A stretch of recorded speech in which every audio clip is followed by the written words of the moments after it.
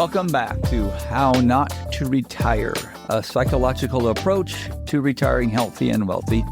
Episode 43, Connecting Through Listening. So in this podcast, we explore how to live fully and love intentionally and stay deeply connected in the second half of life. Today, we're going to take a closer look at one of the most underrated and overlooked skills, not just in retirement, but in life, and that is listening. Greetings, I'm your host, Dr. Richard Himmer. I know listening doesn't sound really exciting or groundbreaking or flashy or trendy, but we are hardwired to connect. There is nothing you can do about it. You can claim yourself to be an introvert. You can claim yourself that you don't like that, but the reality is you can't live without it. And when you hurt, you're going to medicate. And too many people medicate by pushing the very things they need the most away. In this podcast and today, which is a complement to the last two or three, we're going to talk about how to avoid this gray divorce, how to improve your health, how to strengthen your relationships, and even prevent this quiet, emotional drift that leads to these very difficult situations.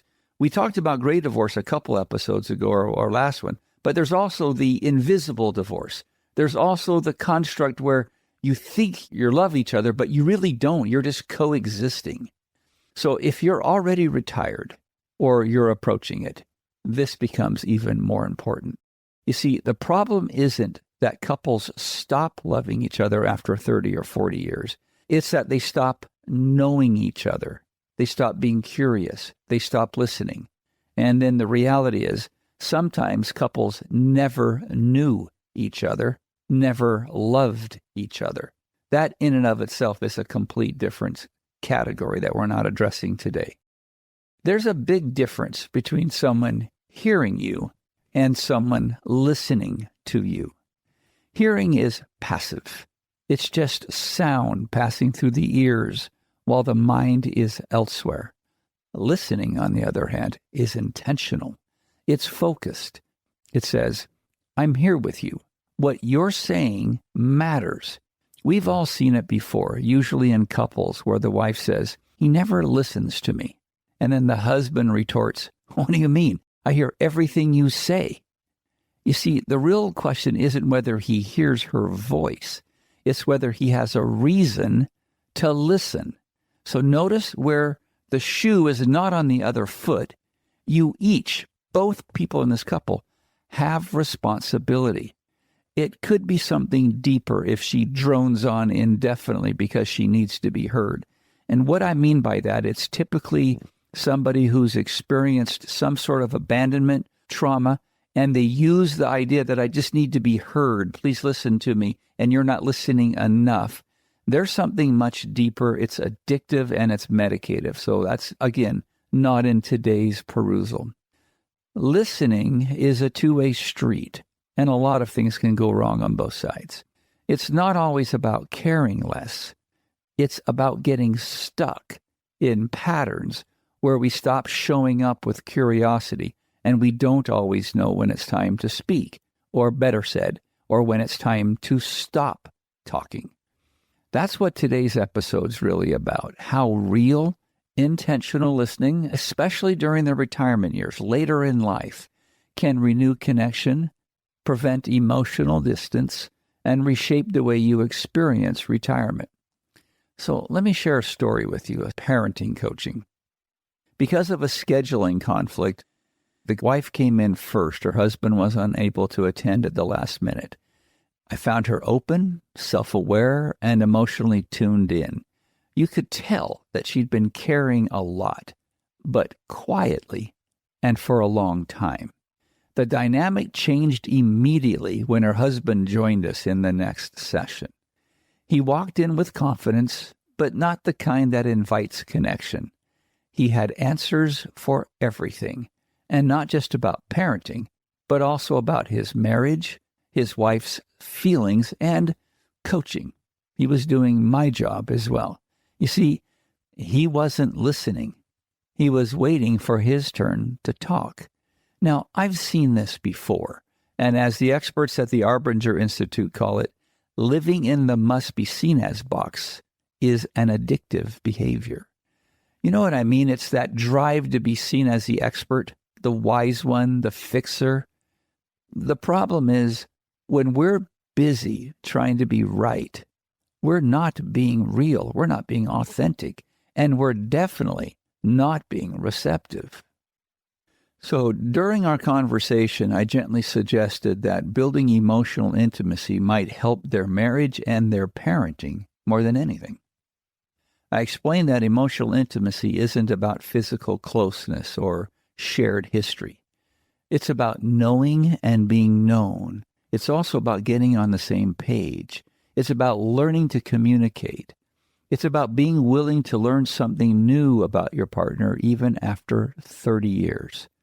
Well, the husband cut me off mid-sentence and said, "Dr. Himmer, we've been married for over 30 years. I know everything about her." Please let that sink in. Here's the painful truth. I probably had more insight into her emotional world after just 1 hour with his wife than he did after 3 decades. Not because I'm special, not because I've been trained, not because I do this a lot, but because I was listening. And the listening is what makes somebody effective and builds emotional intimacy or mutual trust and respect. And therein lies the trap that so many couples fall into midlife. They confuse longevity with intimacy. They believe that time automatically leads to connection, but it doesn't. Connection requires curiosity, presence, effort, and some degree of listening skills. And that brings me to something we really need to talk about, especially in retirement. We all need to learn the difference between conflict and contention, and hopefully, if you've been listening, this should be a reminder, not something new. But if it's brand new, it will definitely be something to benefit you moving forward. Most folks have never been taught the difference between conflict and contention, and it shows up everywhere, in our marriages, our families, our friendships, at work, everywhere we go. Here's the distinction. Conflict is about what is right. It's healthy. It's necessary. Conflict happens when two people have the same end goal, but see different paths to get there. It's like saying, we both want to raise kind, resilient kids, but we disagree on the best approach. That is productive. Contention, on the other hand, is about who is right. It's driven by ego, power, controlling, manipulation, persuasion. It leads to gridlock and emotional shutdown. It's saying, I'm right, you're wrong, and I'm going to prove it. And frankly, that's destructive. Having to be right, being in the must-be-seen-as box, is contentious. It pushes people away, and there is never going to exist any kind of emotional intimacy or mutual trust and respect when you take one of those sides. When you confuse conflict with contention, you start fighting battles that have no meaning, and you stop fighting for the relationship itself. And that's where listening comes in. Listening is how you disarm contention and return to healthy conflict. It's how you create space for understanding, even when you disagree. But here's the catch. Real listening is hard. It's uncomfortable, and it requires humility and practice. As the human biologist Gary Brecka puts it, aging is the aggressive avoidance of discomfort. So let's think about that. Aging is the aggressive avoidance of discomfort. If we spend our later years avoiding discomfort, avoiding tough conversations, avoiding emotional vulnerability, we don't just age physically. We age emotionally. We disconnect. We drift. We become strangers under the same roof. That's what leads to invisible divorce, where couples stay married in name, but not in connection. They're not fighting, but they're also not thriving. They're just existing. And that's not how you want to retire. So let's talk about how to become better listeners, because it is a skill. And like any skill, it can be learned, practiced, and improved. Psychologists have found that the average person speaks at about 125 to 150 words per minute. But our brains can process language at roughly 400 to 500 words per minute. That means while someone is talking, we've got a whole lot of extra brain space to get distracted. And if what you're saying is boring, self-centered, manipulative, persuasive, or in an addictive sense, it's real easy for the person you're talking to get distracted. We've got a scenario of ADD or ADHD with kids. Why? So many times it manifested as this ADHD, but really it's just a very bad teacher, someone who doesn't keep their attention, someone who doesn't know how to engage them, a parent who doesn't know how to engage and teach the children. They tell them what to do. They tell them that they have to do X because I said so.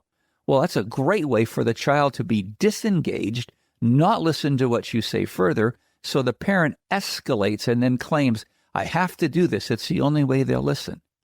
It's not true. It's a cognitive distortion, but it's all they know. When we start thinking about what we're going to say next, we judge what the other person is saying, so we mentally drift. And before we know it, we're not even present. Michael Webb, in his article, 8 Barriers to Effective Listening, outlines some common traps we fall into. Now, this is a complement to an earlier podcast on listening as well. So these should all give you things, materials, skill sets to work on. So here's some common traps. 1, knowing the answer or assuming you already know what the other person is going to say. When that happens, you stop paying attention. That's a cognitive distortion. Finishing their sentence, cognitive distortion, totally unnecessary. That means you're not present, your mind is wandering, and you're treating the person like an object. 2, trying to be helpful, jumping in with advice before you've taken time to sufficiently understand what's going on. Do you really have permission to solve, or do they just want you to listen?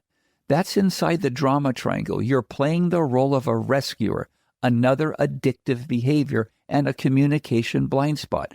Notice both of these things that I've just mentioned are things that everybody does on a regular basis. We deem them as socially acceptable, despite the fact that they're as harmful or more harmful than many addictions we think we should not do.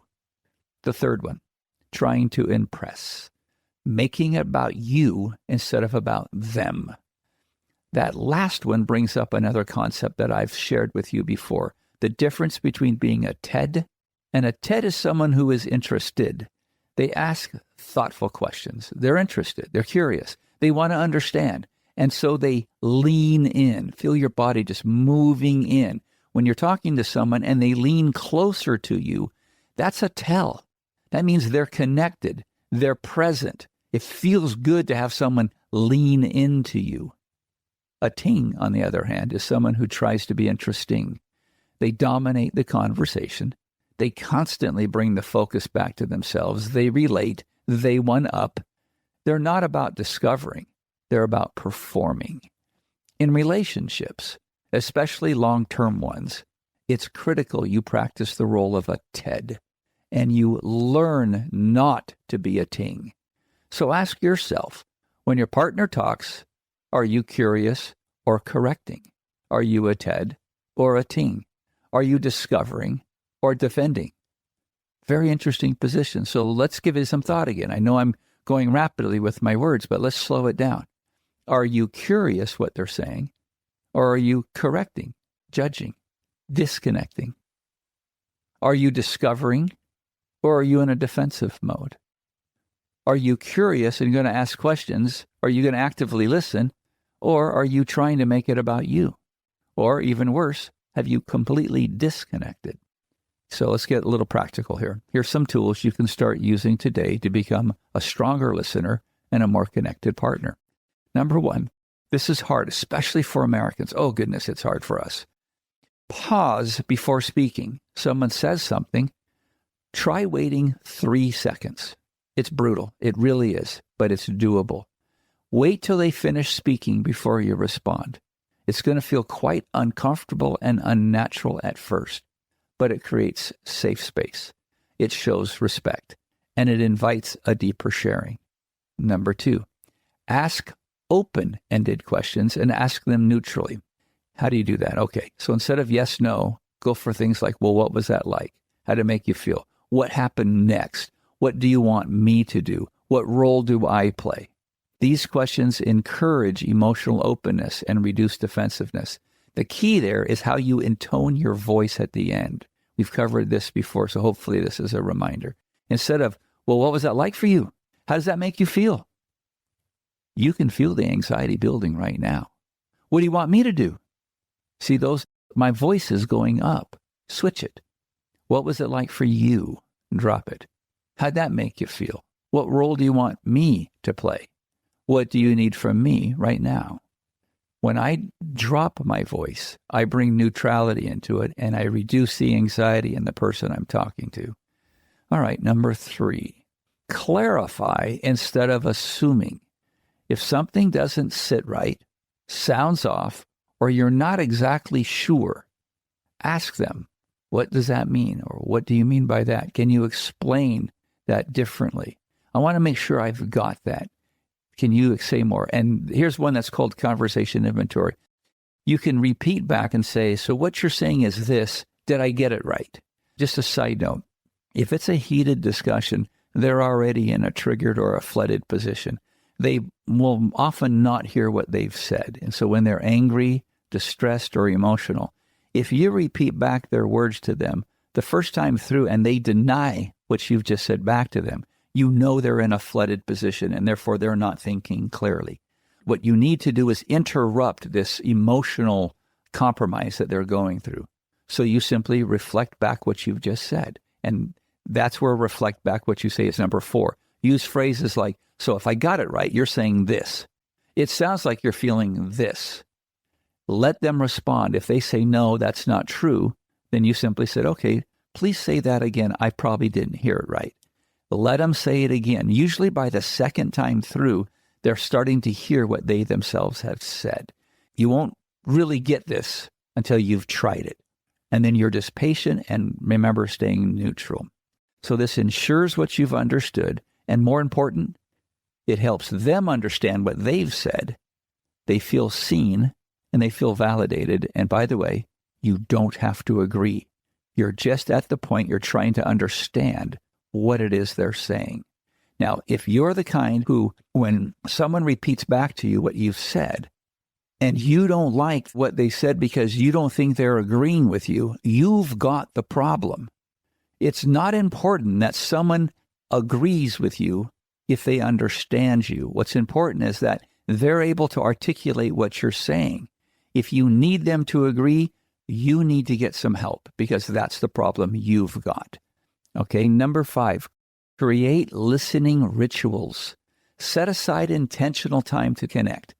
It could be during a walk, it could be over coffee, it could be at the end of the day. No distractions, just presence, and both of you focus on understanding the other person's perspective. And number 6 is the perfect segue. Separate conflict from contention. The next time you feel tension rising, asking yourself, are we arguing about what's right or who is right? Remember I talked about the person who needs the other person to agree with them? That's contentious. They're having to be right. It's a who matter, no longer a what. There's no principle involved if you have to be right. When you're focused on what is right, there's a principle involved, and it's easy to discuss from the perspective of being not connected to the idea. People who get upset because you don't agree with them are connected to the idea, to the things that they said, and that's contentious. That's a who is right. So here's another thought. According to a 2019 study published in the Journals of Gerontology, older adults who reported higher levels of emotional support from their spouses had lower levels of inflammation and better overall health outcomes. Listening isn't just nice or kind. It's biological medicine. And I'm going to repeat this one at the risk of being very redundant. There is not a necessity to agree, only to be understood. So if you want to stay healthy, connected, emotionally rich in your retirement years, start with your ears, not your mouth. Going back to a TED, stay curious, ask better questions, ask open-ended questions, ask them neutrally, drop your voice down, and keep rediscovering the people you love. Retirement should not be the end of growth. It should be a new chapter of deeper connection. So before I close this, let's take a deeper look at something that might be quietly undermining connection in your conversations. I'm going to go over Ted and Ting again, and then I'm going to go into a little bit of a case study or a story. A TED is someone who's interested. That's your goal. They're the kind of person who asks open, curious questions. That's your goal. Because you genuinely want to understand. That's your goal. Not agree. That's not your goal to agree at this point in time. You always start with understand. A TED listener listens with everything. They're fully present. They're not waiting to talk. They're interested and they're trying to learn. A Ting, this is the problem we've got. A Ting is someone who wants to be interesting. They want to be heard. They tend to dominate the conversation and almost always unconsciously or subconsciously. They'll offer stories and they could be very entertaining. They could be very funny. They could have great advice and their opinions go on and on and on. But they very rarely focus on anything but themselves and their thoughts. It's not that they don't care. It's that they haven't learned to create space for a conversation to become mutual. Therefore, they don't know how to connect. And it could be because they're telling themselves a story that's also not true. So here's where it gets even more relatable. In many long-standing marriages, there's a familiar pattern that I saw in all the years of coaching that I've done.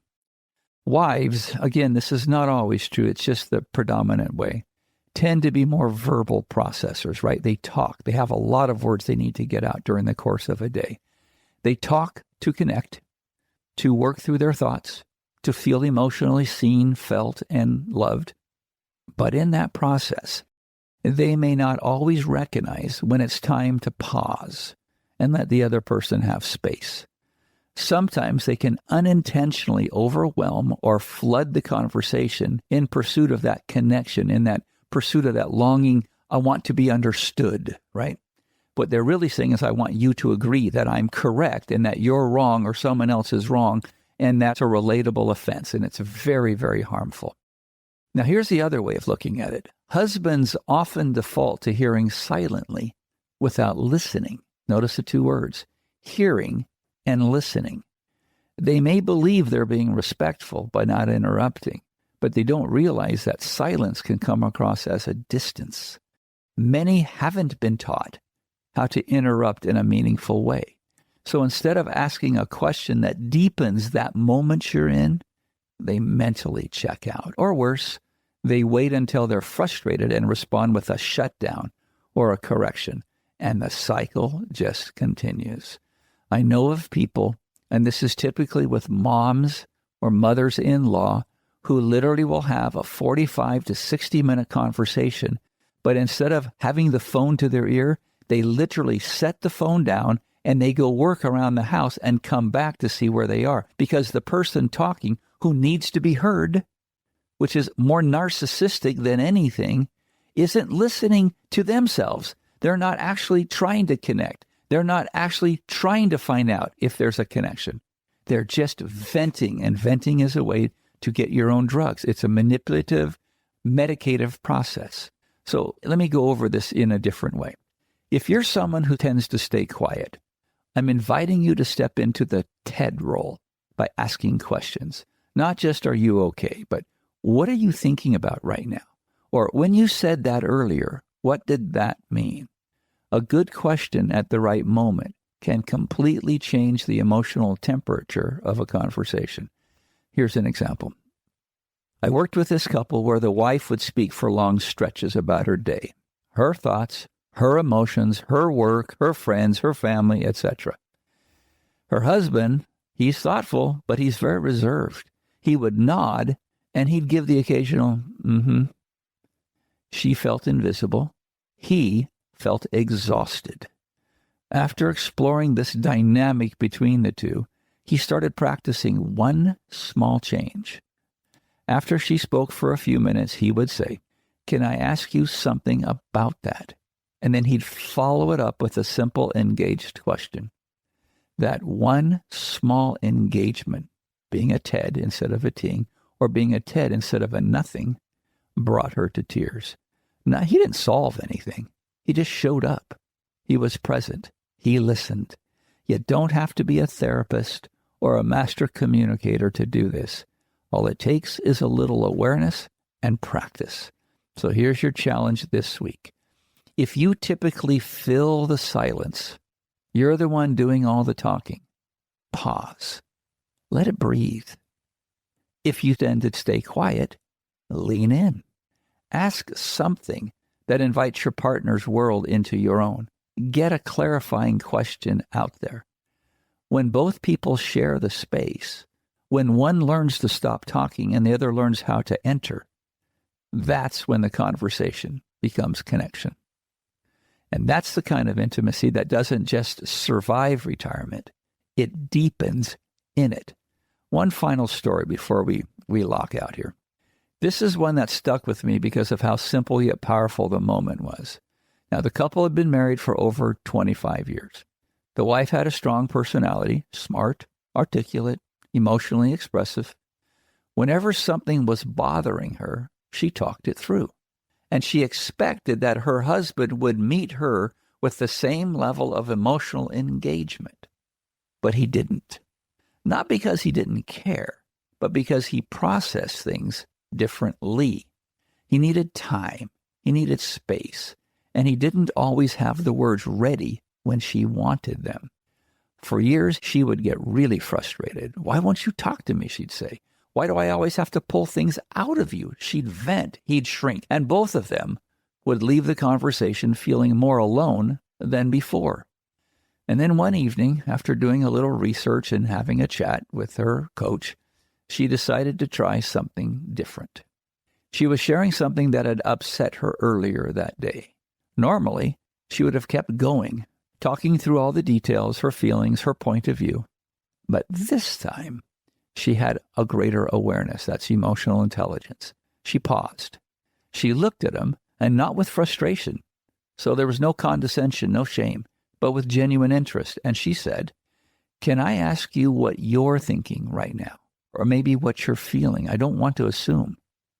He was rather shocked and kind of caught him off guard. It's like he was given permission for the first time to show up in a conversation with his wife without being put on trial.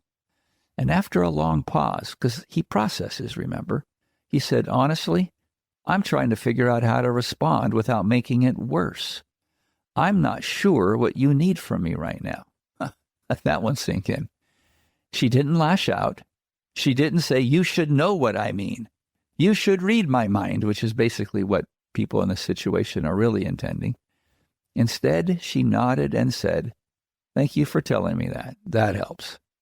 That one moment, her slowing down, setting her expectations aside, and asking with curiosity instead of blame or shame, shifted something between them.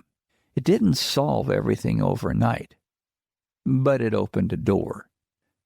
It let him step into the conversation and the connection instead of retreating from it. And that's something many couples need to hear. Not everyone processes thoughts and emotions the same way. Not everyone responds in real time. Some people need space to find their words. Some people need an invitation free of pressure. When we approach our partner, not with criticism or expectations, but with presence and patience, we have the ability and the capacity to create a safe space for the connection to grow. If you're usually the driver in a conversation, try slowing it down. Ask not to challenge, but to understand what's going on in your mind right now. Are you feeling something and just not sure how to say it yet? Can I give you a moment to think about what you want to share? Did you hear how the voice inflected downwards, how it took the anxiety out of the space? And if you're someone who needs that space, speak up. You can say, I'm listening. I just need a little time to find my words. That honesty builds trust because conversations are not competitions. They're invitations. And when both people feel safe enough to be themselves and curious enough to discover each other again, that's where real connection lives. Remember, the key to success is not trying harder, but trying different. Until next time.